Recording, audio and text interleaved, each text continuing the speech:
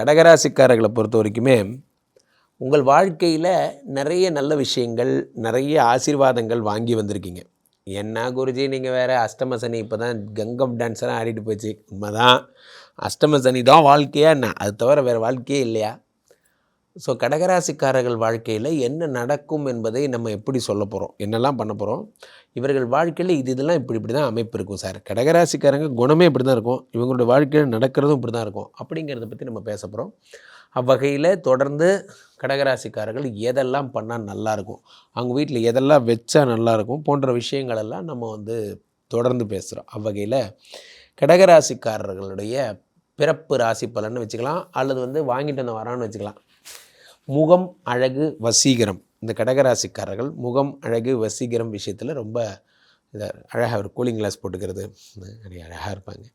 அவங்களுக்கு ஒரு எதையுமே லைக் பண்ணி பண்ணுற ஒரு ஆட்கள்.